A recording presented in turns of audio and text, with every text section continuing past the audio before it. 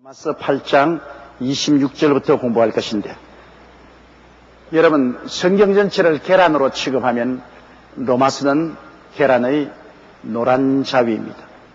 그리고 또 로마서 전체를 취급한다면 로마서 전체가 계란이라면 로마서 8장은 노란 자위입니다. 그렇기 때문에 로마서 8장은 성경 중에 성경이요 하나님이 우리에게 대해서 계시하신 말씀 중에 말씀인 것입니다. 로마서 8장은 정말로 귀한 하나님의 계시입니다. 그럼 26절 우리 다 같이 읽겠습니다. 이와 같이 성령도 우리 연약함을 도우시나니 우리가 마땅히 빌 바를 알지 못하나 오직 성령이 말할 수 없는 탄식으로 우리를 위하여 친히 간구하시느니라. 성령도 우리 연약함을 도우시나니, 여러분 하나님은 삼위일체 하나님이십니다. 아버지 하나님과 아들 예수님과 아버지와 아들로부터 나온 성령 하나님, 삼위일체 하나님이십니다. 하나님은 절대 고독한 하나님이 아니십니다. 아버지와 아들과 성령 삼위 하나님께서 하나로 일하시기 때문에 그곳에 사랑이 넘쳐납니다. 아버지와 아들과 성령이 하나로 묶어는 것은 사랑입니다. 그렇기 때문에 하나님은 사랑이죠. 사랑 아니고는 이렇게 묶어질 수가 없어요. 절대 사랑입니다. 그게는 추호도 틈이 나지 않습니다. 아버지와 아들과 성령 사이에 갈등은 없습니다. 완전한 사랑이 완전히 아버지와 아들과 성령 삼위 하나님이 일체로 한 하나님으로 일하게 만들어주시는 것입니다. 그런데 구약 4,700년 동안에는 하나님께서는 아버지로 계시죠. 아버지가 정면에 나와서 일하시고 예수님이 나타났을 때는 야훼의 사자로 나타나셨습니다. 호렙의 가시는 굴에서 야훼의 사자가 나타나서 모세를 만났다고 말할 때 그곳에 야훼의 사자는 바로 구약시대 예수님이십니다. 일반 천사는 그냥 천사라고 합니다. 그러나 하나님의 아들 예수님이 나타날 때는 야훼의 사자로 나타나십니다. 그리고 구약시대는 하나님의 성령은 하나님의 영으로 나타나셨습니다. 아버지가 정면에 서서 일하시고 야훼의 사자로서 아들 예수님은 아버지 배후에서, 성령은 그 배후에서 역사해서 야훼 하나님이 정면에서 일하셨습니다. 야훼 하나님께서 여러 부분과 여러 모양으로 제사장, 왕, 선지자를 통해서 우리에게 말씀하셨습니다. 그러나 이제 야훼 아버지께서 때가 참에 그 아들 예수 그리스도를 육신의 몸으로 보내십니다. 야훼의 사자가 이제 예수님으로 오신 것입니다. 예수님은 인류를 죄에서 구원한다는 이름인 것입니다. 그러므로 야훼의 사자인 하나님의 아들이 예수 그리스도라는 이름으로 육신을 쓰고 세상에 오시자 아들의 시대가 왔습니다. 이제 예수님께서 정면에 나서고 아버지는 예수님 배후에서, 성령님도 예수님 배후에서 일을 하셨습니다. 예수님께서 하늘나라의 복음을 선포하시고 그런 십자가에 못 박여 몸을 찢고 피 흘려 죽었다가 부활하심으로 아버지께서 계획하신 뜻을 다 이루셨습니다. 그래서 예수님이 승천하시자 그 다음 오신 분이 보혜사 성령이십니다. 오순절날 성령께서 강림하셨습니다. 그래서 성령 시대가 돌입한 것입니다. 여러분 오늘날 우리가 사는 이 시대는 성령 시대입니다. 이제는 아버지도 성령을 통해서, 아들 예수님도 성령을 통해서 역사하십니다. 성령을 통하지 않고는 나타나지 않습니다. 그렇기 때문에 성령이 오셔서 오순절날에 교회가 설립되고 이제는 성령을 통해서 하나님 아버지와 예수님도 역사해 주신 것입니다. 그렇기 때문에 성령을 통하지 않고는 하나님께서 역사하지 않습니다. 우리 모든 역사는 성령을 통해서 하죠. 제가 지금 여러분에게 말씀을 전하는데 이 말씀이 직접 여러분 귀에 돌아가는 건 아닙니다. 여러분과 나 사이에 공기가 있어가 공기가 진동을 해서 여러분 귀에 들어가는 것입니다. 이것이 진공이면 제가 아무리 외쳐도 여러분에게 한 말도 전달되지 않습니다. 공기가 바로 여러분 속에 들어가는 매체가 되는 것입니다. 이처럼 아버지 하나님과 예수님의 역사도 성령을 통해서만 우리에게 다가오는 것입니다. 성령 없이는 안 돼요. 오늘날 그러므로 이 성령 시대에 성령님을 모른다는 것은 이것은 아버지와 아들도 모른다는 것입니다. 성령님 인격으로 와 계시는데 항상 성령님을 인정하고 환영하고 모시드리고 의지해야 되고 성령 충만해야 됩니다. 성령님의 감화 감동으로 우리가 회개하고 예수를 구주로 모시면 보혈로 씻음 받자 성령이 우리를 성전 삼고 들어와 있습니다. 성령을 받죠. 예수 믿으면 성령 받습니다. 그러나 성령을 받는 것하고 성령으로 충만한 것하고는 틀립니다. 성령을 받고 난 다음에 그 다음에는 우리가 또 간절히 구하면 우리가 성령께 우리의 자신을 더욱 항복하고 깨어지고 내놓으면 성령이 우리를 점령합니다. 여러분, 이 세상에도 월세집으로 들어가는 것하고 월세방으로 들어가는 것하고 집주인하고는 틀리지 않습니까? 그렇죠? 그 집에 살기는 살아도 월세나 전세로 들어가는 것하고 집주인하고는 틀린단 말입니다. 오늘날 우리가 중생활을 했으면 성령께서 우리에게 월세나 전세로 들어온 것과 한 가지인 것입니다. 아직도 우리가 주장을 해요. 그러나 성령 충만한다는 것은 뭐냐? 성령이 주인이 되는 것입니다. 우리에게 새 집으로 들어온 것이 아니라 성령께서 완전히 주인이 되는 것입니다. 성령 충만. 그래서 오늘날은 성령의 시대로서 성령이 우리 속에 와서 거하시고 그 다음에는 성령으로 우리가 충만해서 하나님의 은사로 천국을 전파해야 되는 것입니다. 그런데 성령은 아버지의 영이라고도 하고, 왜 아버지의 뜻을 나타내니까 예수의 영이라고도 합니다. 그리스도를 전하는 영이십니다. 그리고 또 성령이라는 것은 이 영은 우리를 거룩해 합니다. 모든 더러운 영을 다 내어 쫓아내고 우리들을 거룩해 하는 영이십니다. 그리고 이 성령은 또한 성경에는 보혜사라고 합니다. 파라클레토스. 이 보혜사란 하나님께로부터 부름을 받아 우리를 돕기 위해서 항상 곁에 와서 계신 분이라는 것입니다. 그럼 성령이 여러분 항상 우리 곁과 같이 계십니다.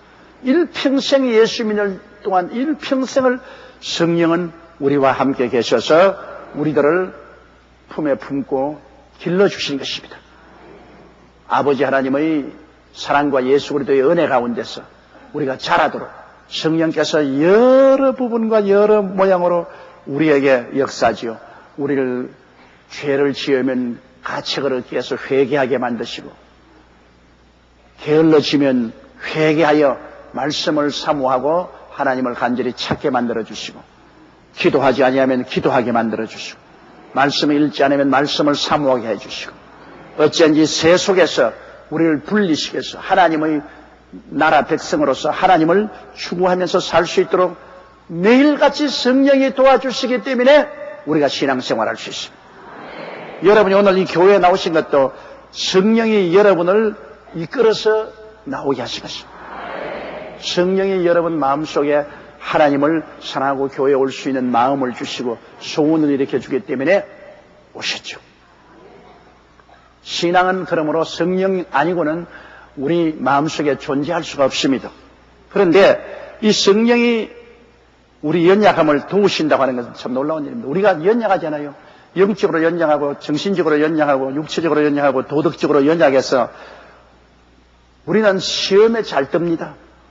영적으로도 심적으로도 육체적으로도 환경에서 쉽게 시험에 들고 마귀의 올무에 걸리고 함정에 빠지고 상처를 입고 하는 것입니다. 그건 왜냐하면 우리가 힘이 없기 때문인 것입니다. 힘이 있으면 우리 환경을 능히 극복할 수 있는데 힘이 없으면 이 불리고 저 바람에 불리고 바람 부는 대로 물결 치는 대로 흘러갈 수밖에 없습니다. 우리 예수 믿는 사람들이 예수를 믿고 난 다음에도 이 세상에서 신앙생활을 할 만한 힘이 없어요.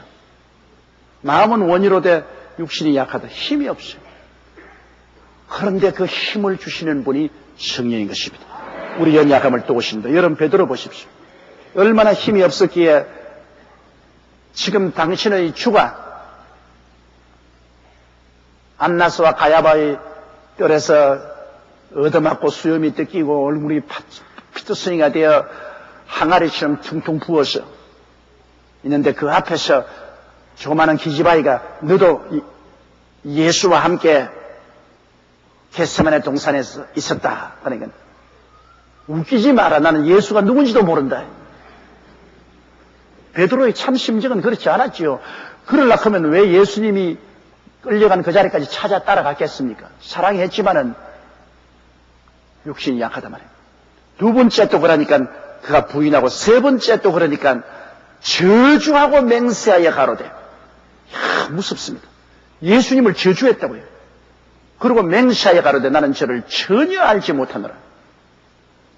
얼굴이 퉁퉁 부어서 눈도 코도 분별할 수 없을 만큼 얻어맞아 비쳐서 있는 예수님이 돌아봤어요. 그때 닭이 세 번째 울었어요. 그 베드로의 심정이 어떻겠습니까? 베드로가 그 길로 밖에 나가서 통곡을 하고 그러더라고요. 통곡을 하고. 자기를 죽이고 싶을 만큼 미웠을 것입니다. 마음은 안 그런데 결국에는 위기를 당하니까 그거를 극복할 수 있는 힘이 없어. 제가 큰 소리 할 때는 나는 주와 함께 감옥에도 가고 죽는데도 함께 가겠나이다. 큰 소리 했죠. 예수님이 겟세마네 동산에 잡히니까 베드로를 위해서 제 아들 다 달아나 버리고 말았어요. 그들이 달아나기는 했지만은 그 마음의 고통은 말로 다 할 수 없어요. 왜? 그 어려움을 극복할 수 있는 힘이 없었습니다. 그러나 그런 연약하고 보잘것없는 제자들이 오순절날 성령을 받고 난 다음에는 그 급쟁이 베드로가 나가서 외침에 3,000명이 회개하고 그 이튿날 5,000명이 회개하고 그 다음에는 그는 감옥에도 죽는데도 두려움 없이 나갔습니다. 나중에 로마에서 잡혀서 그는 죽을 때 전설은 이렇게 말했습니다. 주님께서 십자가에 바로 못 박혔는데 나는 주님을 3번이나 부인한 사람으로 나는 바로 십자가에 못 박힐 자격이 없다. 나를 거꾸로 매달려. 그래서 베드로는 거꾸로 매달려 죽었다고 합니다. 그래도 그는 부인하지 않았습니다. 예수님의 제자들 중에 사도 요한만 자기 평수명으로 돌아가셨지.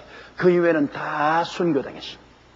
예수님을 버리고 도망치던 그들이 성령을 받고 난 다음에 사자같이 용맹한 신자들이 되어서 그들은 다 자기의 순교의 피로서 신앙의 도장을 찍은 것입니다. 이것이 성령 받기 전에 제자들하고 성령 받은 후에 제자들이 다른 점인 것입니다.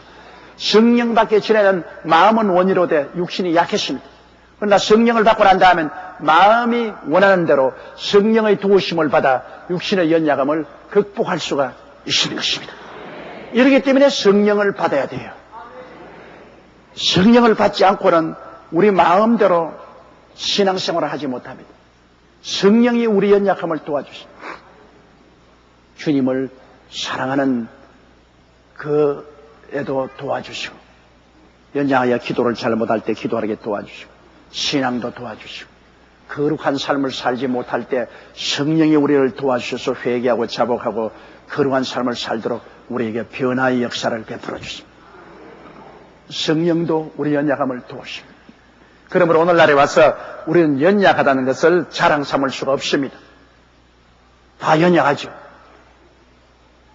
그러나 하나님이 연약함을 도와주기 위해서 성령을 보내주셨는데 성령을 모른다고 변명하는 것은 몰라도 연약하던 변명은 이제 안 됩니다.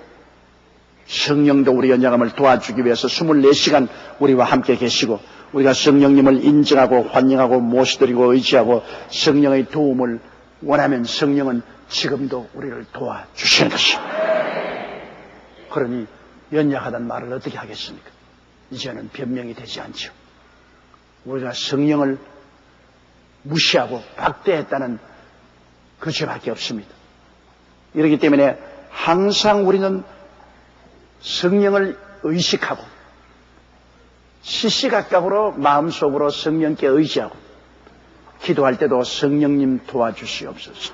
말씀을 읽을 때도 성령님 도와주시옵소서. 전도할 때도 성령님 도와주시옵소서. 왜? 성령이 항상 우리에게 와서 우리를 도와주는 것입니다. 성령의 도움을 받아 우리 하나님을 믿고 예수님을 믿고 전도하고 신앙생활을 성공적으로 할 수 있는 것입니다. 그러므로 너무나 귀합니다. 성령님을 알고 믿고 의지한다는 것은 너무나 귀합니다. 그분 없이 우리가 신앙생활을 할 수 없습니다. 아버지는 보좌에 계시고 예수님은 일을 다 이루시고 보좌 우편에 앉아 계십니다. 앉아 있다는 것은 일을 다 이루었다는 것입니다. 일이 이루어지기 전에는 서서 있죠. 앉아 계시다는 것은 다 이루었다. 예수님이 구원한 역사는 다 이루었습니다. 그러나 성령은 지금 일하고 계십니다. 우리 속에서 교회 안에서 이 세상에서 주의 복음을 나타내기 위해서 일하고 계신 것입니다. 이 성령과 우리는 같이 동력을 해야 되는 것입니다. 이와 같이 성령도 우리 연약함을 도우시니 우리가 마땅히 빌 바를 알지 못하나 성령이 말할 수 있는 탄식으로 우리를 위하여 치니까 것이. 제일 중요한 것이 우리 신앙생활의 기도입니다. 기도는 신앙의 호흡입니다. 우리가 기도를 그치면 만사가 끝입니다. 기도를 그치면은 그 다음에는 성경을 읽어도 무슨 의미인지 알지 못하고 교회 와서 예배를 드려도 무슨 말인지 알아들을 수 없고 그리고 기도를 그치면 영이 잠들어 버리기 때문에 찬송도 하지 못하게 되고 하나님도 못 섬기게 돼요. 기도는 바로 동력입니다. 다이아나모가 들어가야 전기가 생산되고 전기가 생산되어야 모든 것이 움직이는 것처럼 우리 신앙생활의 모든 것이 기도로부터 힘을 얻는 것입니다. 기도해야 돼요. 기도하지 않으면 잠들어 버려요. 그런데 성령께서는 기도를 도와주십니다. 우리가 기도 못할 때 기도하게 해주시고 기도할 때 힘이 없으면 힘을 도와주시고 오래 기도 못할 때 오래 기도하도록 성령께 의지하면 성령이 도와주시고 보통으로 기도를 간절히 하지 않습니까? 여러분 기도가 그냥 뱃속에서 솟아나오는 기도를 할 때 그 능력이 있지요. 입술에 붙어서 발랑발랑 말하는 것은 별 큰 힘이 없어요. 입술로서 그냥 속에서부터 우러나오는 게 뜨겁게요. 속에서부터. 이 간절한 기도는 성령이 속에서 역사해야만 되는 것입니다. 그냥 기도는 하늘 보좌를 움직이지 못하지만은 간절한 기도. 한나의 기도 보십시오. 한나가 엘리 제사장에 있는 그 성전에서 기도할 때 아들 달라고 기도할 때 얼마나 간절했던지 목소리도 안 나왔습니다. 입만 들썩. 너무너무 간절하니까 그냥 목소리도 안 나왔습니다. 엘리가 언제까지 술을 먹고서 여자가 성전에 와서 입술로 이라고 했냐?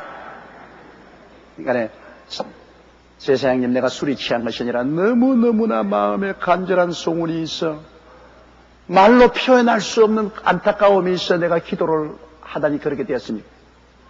내 소원대로 될지어다. 그래서 사무엘을 낳았지 않습니까? 간절한 기도. 엘리야가 갈멜산에서 기도할 때 얼마나 부러지었던지 배가 우울해져서 머리 사이로 들어가 버리고 말았어. 간절히 기도하면 배 가죽이 땡겨가지고서 그냥 새우같이 굽어집니다. 제가 성령을 달라고 1년 동안 부르짖어 기도해서 성령을 못 받았어요. 교회 가서 기도해도 성령 못 받고 집에서 엎드려서 기도해도 성령 못 받고 거의 성령 달라고 기도하다가 그냥 고발해서 잠이 들어가 깨고 나면 온몸에 쥐가 나 있거든요. 그러다가 신학교 다닐 때 삼각산에 올라가서 꼭대기에서 밤새도록 기도를 하는데 새벽녘에 가서 얼마나 간절하게 부러졌던지 배가 그냥 막 배 창자가 꼬여가지고서 완전 새우등처럼 되더라고요.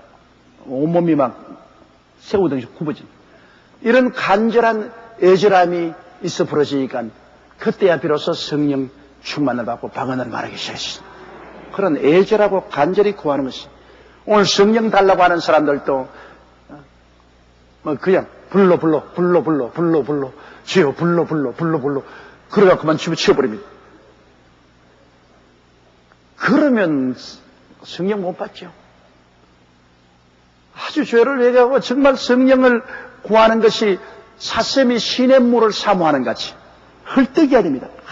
목마른 사람이 물을 사모한 듯이 그냥 간절한 갈급함이 있어야 돼요. 이 갈급함이 없으면 하나님을 감동시키지 못해요. 그런 간절한 갈급함이 있어서 주님께 막 성령 달라고 부르시면 그럼 뭔지 봤죠. D.L. 무디 선생 같은 사람은 성령 달라고 얼마나 간절히 간구하면서 유욕 시내를 걸어가는데 그냥 길바닥에서 성령이 임해가지고서 뭐 길바닥에서 감당을 못하니까 뛰어가서 친구 집에 들어가서 엎드려서 기도를 하고서 성령 불이 너무 나니까 하나님 제발 손을 좀 떼주십시오. 내가 못 살겠습니다. 그렇게 성령이 부어지죠. 난 옛날에 서대문에 있을 때 보니까 우리 교회 성도 남자 성도 한 분 중에 성령 받고 싶어가지고서 직장에 가서도 시간만 있으면 엎드려 기도하고 성령 달라고 기도하는데 아침에 밥상을 받고 밥 먹으려고 하다가 성령이 임해가지고 밥상 다 날아가 버렸습니다. 막 진동을 하고 막 해가지고 밥상 다 날아가 버리고 호흡 감추고 뛰고 꿀리고 뭐 아침에 성령이 충만히 받았어요. 그 갈급한 마음을 가지고 주님을 찾으면 언제 주님이 찾아오실지 모르는 것이고 하나님 찾아오시고 그러니까 말할 수 없는 탄식으로 기도하는 것. 오늘날 대개 막 그냥 의식적으로 기도하지만은요. 사람들이 어려운 공공한 데 처하게 되면은 그때는 말할 수 없는 탄식으로 기도하잖아요. 마음을 다하여 부르신 기도. 그때 성령의 우리 기도를 도와주실 때는 그런 간절한 탄식을 가지고 기도할 수 있게 되는 것입니다. 그런 기도는 하나님 보좌를 움직여요. 마귀의 뿌리를 통째로 뽑아버린 것입니다. 이 간절한 기도가 얼마나 중요한지 몰라요. 성령이 도와주셔야 이 간절한 기도가 나오는 것입니다. 제가 내게 간구하리니 내가 응답하리라고 성경은 말씀합니다. 너희는 내게 부르짖어라 내가 내게 응답하리니. 그것은 이 말할 수 없는 탄식으로 기도하는 것입니다. 그런 탄식의 기도 중에 하나가 방언 기도입니다. 방언은 우리가 마땅히 빌 바를 모르지 않아요.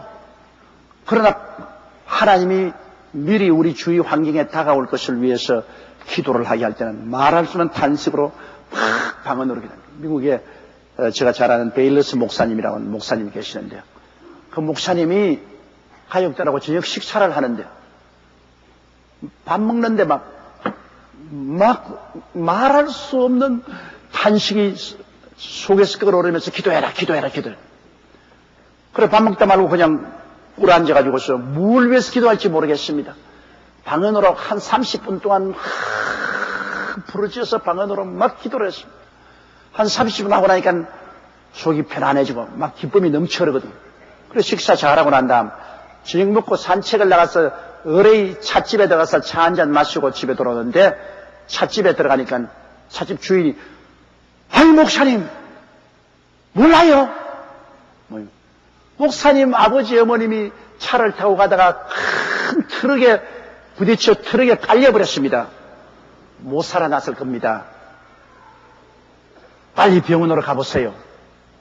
그래 너무 놀래가 목사님이 그냥 택시를 불러서 타고 병원으로 뛰어가니까 아버지는 말짱하고 어머니는 얼굴만 조금 긁혀 있거든요. 그래 어떻게 되냐 이거. 그 아버지 하는 말이 차를 타고 오다가 큰 트럭하고 정면으로 부딪혔는데 어느 큰 손이 나타나더니만 그 아버지와 어머니를 밖으로 그냥 차 밖으로 밀어내버렸어요. 그들이 그 부딪히자말자 차에서 튕겨나와서 저 보도로 튕겨나와 버렸는데 차는 납작하게 이렇게 돼버렸어요. 트럭에 깔렸어요. 그래 그 시간이 언제냐고 보니까 밥 먹다 말고 기도하는 그 시간이에요. 그 부모님이 탄 차가 트럭에 깔릴 그 마귀가 그렇게 할 계획을 하고 있었는데 하나님 미리 아시고 그 베일러스 목사님에게 간절한 마음으로 기도하게 방언으로 기도하게 해서 그 기도가 통과되었기 때문에 이제 평안했단 말이에요. 그 미리 기도해 놓았으니까 하나님이 사자를 보내서 튕겨나게. 그러므로 방언 기도는 여러분 이런 효과를 발생합니다. 방언 기도는 우리가 하나님께서 마음에 갈급한 이 기도의 소원을 일으킬 때 무엇을 위해서 기도할지 모르지 않아요.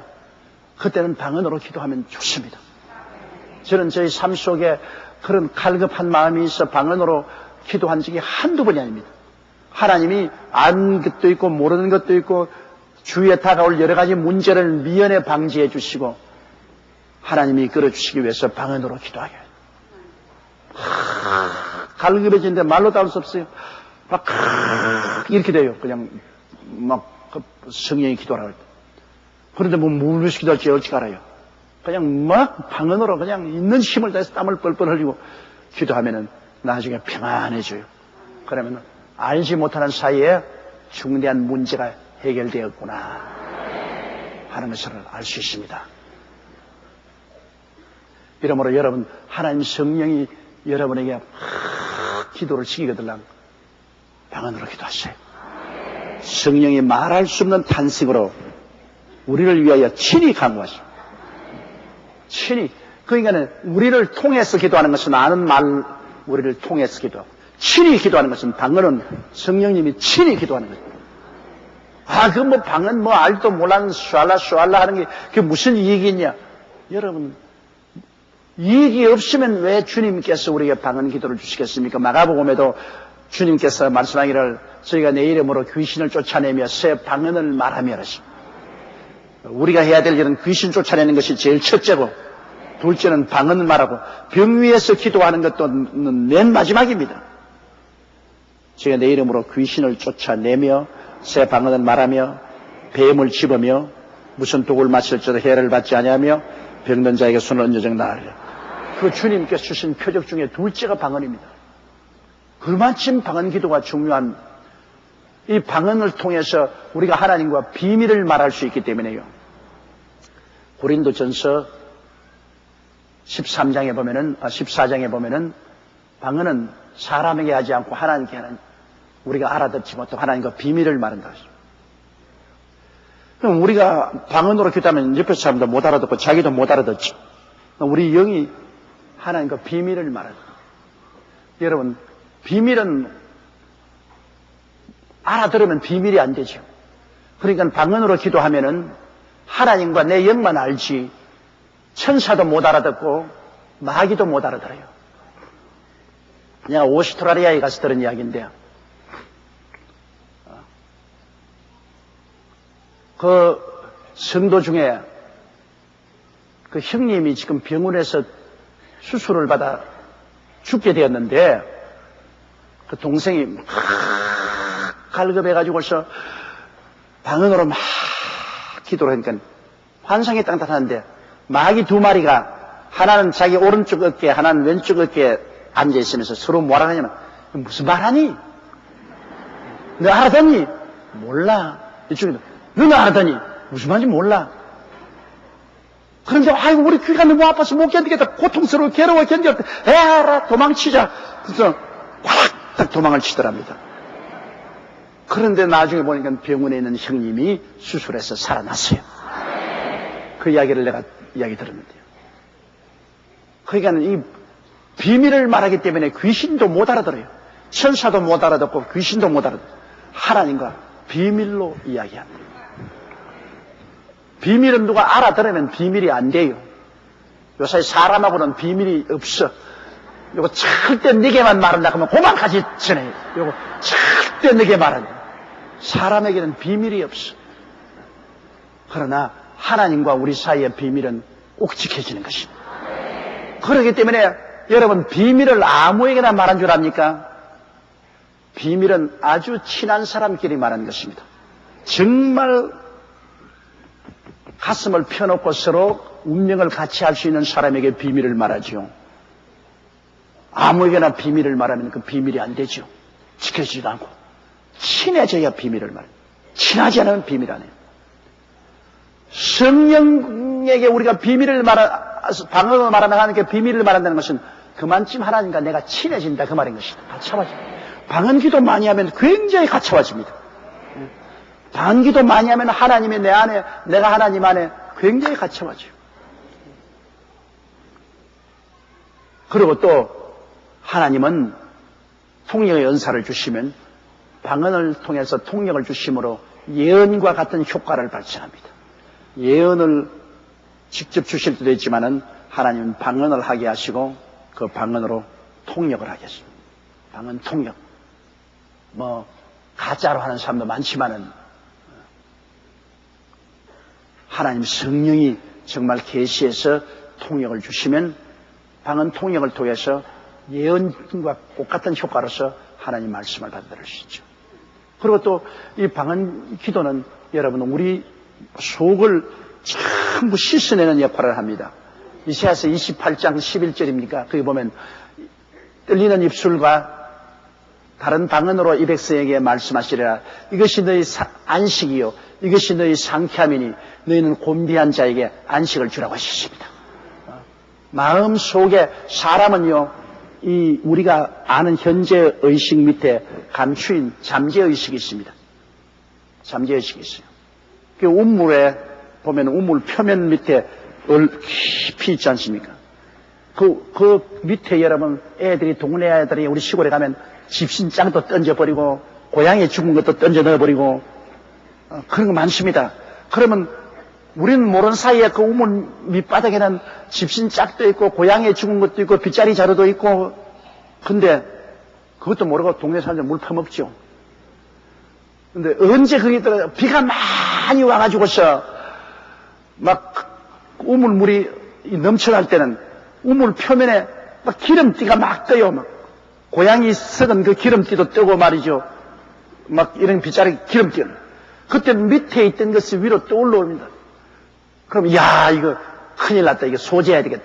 그래서 그 동네 사람들이 모여가지고서 우물 소재를 하지요. 나도 옛날에 우물 소재하는 걸 많이 봤는데 줄을 타고 내려가서 밑에서 우물을 퍼내고 보면 막 그게 고무신짝도 올라오고 빗자리도 올라오고 그냥 고양이 죽은 시체도 올라오고 밑에 있는 것은 안 보여요. 우리도 한 가지입니다. 우리의 생각은 표면인데 우리 밑에 잠재의식이 있어요. 사브컨셔스니스로 잠재의식이 있어서 우리가 인생을 살아가면서 괴롭고 고통스러운 것은 전부 다 그 밑으로 던져 넣어버려요. 어릴 때 박대당했던 것, 굉장히 미워했던 것, 마음에 고통스러운 것, 생각하기도 싫은 것, 이런 것은 잊어버려야지. 그래서 전부 밑으로 던져 넣어버려요. 사라지는 것이 아닙니다. 밑에 전부 깔아앉아 있어요. 깔아앉아 있다가 이게 이제 기름띠가 되는 것입니다. 우리가 살아가다가 마음에 이유 없이 불안하고 고통스럽고 신경질이 나고 소화가 안 되고 병도 들고 병원에 가면 이유가 없다 그럽니다.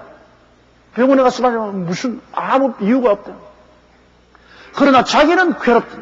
자기는 잠도 안 오고 소화도 안 되고 그냥 얼굴이 상기가 되고 가슴이 벌렁벌렁 뛰고 갑상선이 일어나고 자기는 괴로운데 병원에는 이유가 없다고 합니다. 신경성이라고 합니다. 그건 왜냐? 잠재의식 속에 크게 병들었습니다. 여러 상처 입은 것들을 전부 밑으로 다 밀어넣었어. 그 자기도 그거 뭔지 몰라요. 그걸 끌어내야 됩니다. 요사이 소위 말하는 심리학자나 정신분석학자들이 가면 앉혀놓고 꿈 이야기를 하라고 이야기를 하라고 자꾸 이야기 듣잖아요. 옛날에 6.25 사변 때 우리 어머님 아버님께서 건물 장사를 했는데 내가 있는 방 다락문이 있어. 다락문을 열면은 그 위에 층층대로 올라가면 지붕 밑에 큰 스페이스가 있어. 그게 뭐 명태, 멸치, 미역 온갖 것 다 거기 쌓아놨어. 그러니까 다락문을 탁 닫아버리면 벽같이 돼가지고 몰라요. 나는 늘 그 집에 살았기 때문에 아무 냄새가 나는데 한 번은 내가 친구들을 우리 집에 데려오니까 딱 들어오면 와 고리타분한 냄새야. 이게 뭐야? 그런데 다락문을 딱 닫아보니까 벽같이 되어 있으므로 뭔지 모르지만은 그 방 안에는 아무것도 없는데 나는 그 냄새에 전혀 모르겠는데 그 친구들은 와서 멸치 냄새 그리고 오징어 냄새 명태 냄새 막 합쳐서 고리타분해. 이게 뭐야? 이 방에 뭐가 있어? 그래서 내가 끝까지 다락문을 안 열었습니다. 왜냐하면 그때는 왜 그런지 건물 장사하는 게 부끄러워가지고서요. 몰라 냄새 안 나는데 무슨 냄새가 나나 하면 네 코가 나쁘지 뭐 무슨 냄새가 나. 야 이 자식 이거 완전히 냄새 투성인데 이게 뭔지도 모르고 산다. 다락이 있었거든. 여러분 마음에도 다락이 다 있어요. 다락이 있어가지고서 다락에는 뭐 넣습니까? 입지는 나하기는 싫고 남 주기는 아까운 그런 옷까지도 갖다 넣어놓고, 신발까지도 넣어놓고, 집안에 가재되고도 다리 부러진 걸상도 갖다 놓고, 뭐 온갖 것 다 하든, 다락에 온갖 것 다 넣었어.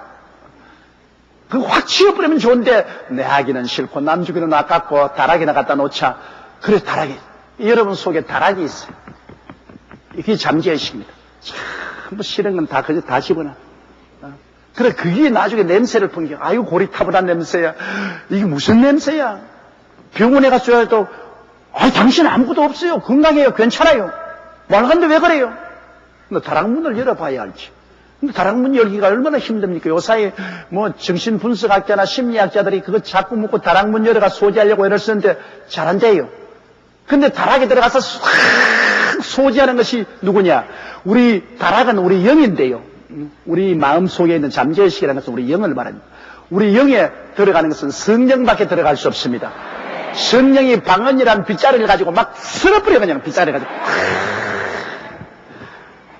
그 미국의 정신병학자들의 통계를 보니까 오순절 교인들 중에 방언을 말하는 사람들이 거의 정신병자가 없다고 합니다.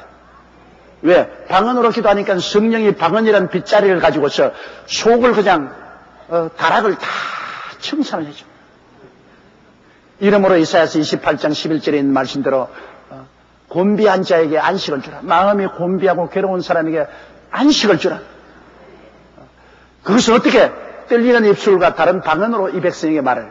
여러분 성령 받을 때 완전히 방언 못한 사람 어린애가 하고 입술을 가리기. 그러나 떨리는 입술을 한 사람도 있어요. 그러나 그건 좀 더 입술을 떨고 나면 그 다음 방언이 나와요. 떨리는 입술과 다른 방언으로 이 백성에게 말씀하시라. 이는 너희 안식이요. 이것이 너희 상쾌함이다. 이렇게 방언으로 기도하면 속이 다 소재가 돼 나오니까 마음이 편안해지고 상쾌해지고 마음이 기뻐지는 것입니다. 방언 기도가 이유가 있어요. 방언 기도는 치료의 기도인 것입니다. 하나님 말하시면 탄식으로 우리를 위해서 기도함으로 우리 속을 치료해 주어가지고서 미움도 사라지고 원한도 사라지고 염려, 근심, 불안, 초조, 절망도 사라지고 마음의 과거의 고통스러운 기억들도 다 소재해내고 그래서 속이 치료함 받고 깨끗함을 받는데 얼마나 좋아요. 그렇기 때문에 방언 기도 해야 돼요, 여러분. 우리 하나님이 우리에게 승리를 주시기 위해서 주시는데 우리가 말할 수 있는 탄식으로 아는 말로 기도도 할 뿐 아니라 방언으로 성령이 직접 기도하게 하면은 우리의 자신을 치료하는 기도를 하게 되는 것입니다. 우리 속이 정리, 정돈되고 치료함을 받을 수 있으니 이 얼마나 좋습니까? 그리고 이 방언 기도를 하면 자신에게 굉장히 덕이 되어요. 성경은 말하기를 방언을 하는 자는 자기의 덕을 세우고 예언하는 자는 교회의 덕을 세운다. 덕이란 말이 무슨 말입니까? 호이코 도메오라고 헬라어인 말하십니다. 호이코스란 말은 집이란 말이고 데모란 말은 이렇게 치어 올라간단 말입니다. 방언을 하는 자는 자기 신앙의 집을 치어 올라가고 예언하는 자는 교회의 신앙의 집을 치어 올라간다. 그러니 내 신앙이 점점 강해진다. 방언을 말하는 자는 자기 신앙의 덕을 세우고 예언을 해서 사람들이 알아듣게 하면 듣는 사람마다 신앙의 덕이 올라간다.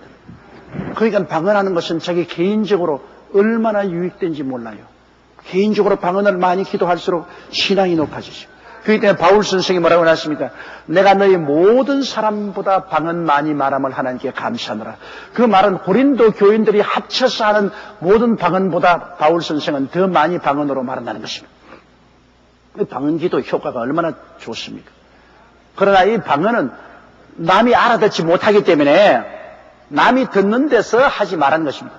나와 하나님 사이에 하는 것이기 때문에 통역이 없을 때는 남에게 말하면 무슨 말인지 못 알아듣고 시끄럽기만 하기 때문에 사람들이 비난을 합니다. 예언은 알아들으니까 사람들이 고개를 끄덕거리고 듣고 회개도 하고 헌신도 하지만 방언은 못 알아듣는데요. 사람이 비난하잖아요. 그러니까 방언은 자기가 기도하는 언어입니다. 자기가 우리 통성기도 할 때 하고 그리고 혼자 기도할 때 하지. 사람들 안 있는 데서 방언으로 기도하면 못 알아듣기 때문에 사람들이 시험에 들죠.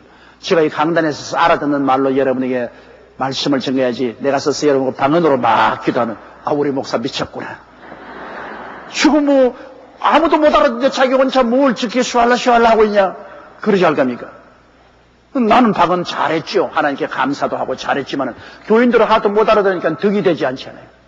그러므로 하나님의 은사는 모두 다 덕을 세우기 위해서 하는 것이기 때문에 방언을 하는 사람은 통성기도할 때 혼자서 하나님과 기도할 때 하세요. 그리고 많이 하세요. 저는 방언기도 많이 합니다. 저는 아는 말로 기도하고 방언으로 기도합니다. 아는 말로 기도하고 방언으로 기도하고 방언으로 기도하고 아는 말로 기도. 그 방언 기도를 많이 함으로 내 영혼이 개발됩니다. 내 영혼이 덕이 쌓아서 개발되어야 성도들에게 또 맛있는 꼴을 먹일 수가 있잖아요. 방언 무엇 때문에 하느냐? 그거 모르는 사람이 그런 말 하는 것입니다. 방언이 얼마나 귀한지 모르는 사람이에요. 그리고 방언은 표적이 돼요. 여러분, 내가 방언으로 기도하면 마음속에 요사이도 나는 그런 참 신기한 생각이 생겨요. 야, 이거 어떻게 내 입에서 이런 말이 나오노? 이건 내가 지어서 하는 말도 아니고 내가 생각해서 하는 말도 아니고 그냥 내 영이 하나님 성령을 통해서 직접 말하니까 내 속에 내 영이 있구나. 내 마음은 모르는데 내 영이 직접 이야기하니까 내 영이 있구나. 야, 성령이 정말 살아계시구나. 그래서 내 영을 통해서 이렇게 말을 하고 계시는구나. 내 신앙의 표적이 돼요. 그냥 믿는 것도 좋지만은 방언으로 하면은 할 때마다 내가 신앙의 표적이 나와요. 내 영이 있고 내 영을 통해서 성령이 말씀하시니 성령이 함께 계시고 속에 있다더니 진짜구나. 내 속에 있어서 성령이 나를 통하여 말씀하시는구나. 이러한 확증을 얻게 되니까 우리가 신앙에 큰 도움이 되는 것입니다. 이처럼 성령도 우리 연약함을 도우시나니 우리가 마땅히 빌 바를 알지 못하고 마땅히 빌어야죠. 큰 문제가 생겨서 마땅히 기도를 해야 되겠는데 마땅히 빌 것을 우리가 모른다. 코앞에도 일어날 걸 모르고 있는데 성령은 다 알고 계시니까 우리를 위하여 말할 수 없는 탄식으로 기도를 해 주시는 것입니다. 이 성령님의 도우심이 얼마나 감사합니까? 그러므로 아는 말로 기도하고 성령으로 기도하는 여러분 되시기를 주의 이름으로 축원합니다. 방언 기도하는 사람 한번 손 들어보세요. 방언 기도하는 사람. 아직 못하는 사람 부끄럽지만 한번 손 들어보시오. 못하는 사람도 많지요. 용용 죽겠지.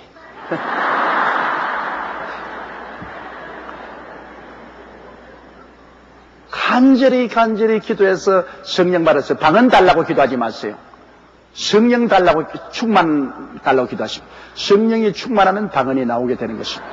성령 충만이 달라고 기도하고. 이미 방언 말하는 사람도 기도를 많이 안 해가지고서 방언이 유창하게 뱃속에서 나오지 않고 입술만 달싹달싹하는 사람이 있어요. 기름 부으심이 많이 사라진 사람입니다.